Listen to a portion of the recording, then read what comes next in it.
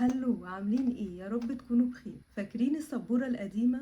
فاكرين المدرسين كانوا بيكتبوا عليها بايه؟ الطباشير.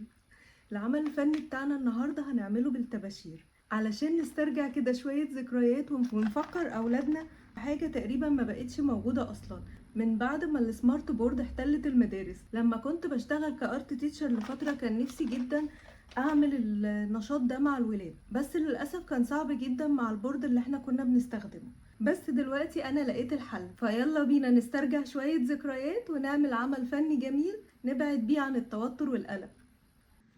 طيب كده هنحتاج ورقة سودا وورقة بيضة وقلم رصاص ومعاهم مقص والبطل بتاعنا اللي هو الطباشير.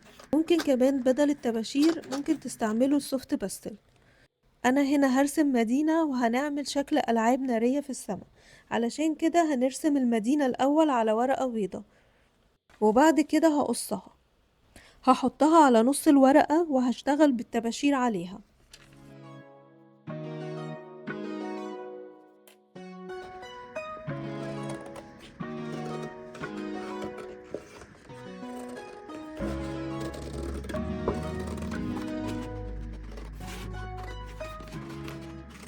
في الأول هبتدي أعمل خطوط عشوائية وبألوان مختلفة،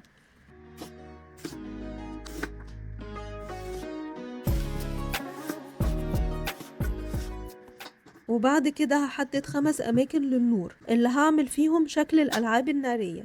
هبتدي أعمل خطوط طالعة من كل واحدة،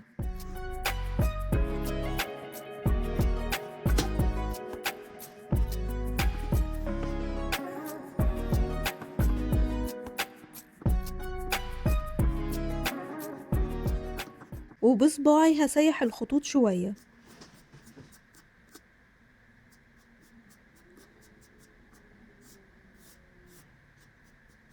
ولو حابة أزود شوية نور أكتر هرجع تاني أعمل خطوط بالطباشير علشان الشكل يوضح وينور أكتر.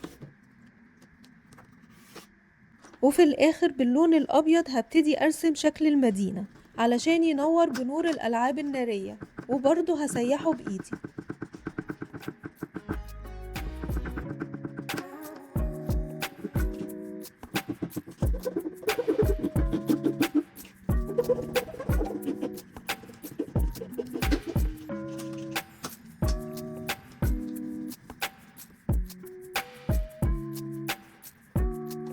وده هيكون الشكل النهائي. قولولي ايه رأيكم؟ وبس كده الفيديو بتاعنا خلص، بس حامل معاه ذكريات كتير جدا. قولولي ايه الذكرى اللي انتوا افتكرتوها، ولو مش حابين تكتبوا سيبولي قلب احمر في الكومنت، واشوفكم على خير في الفيديو الجاي. باي باي.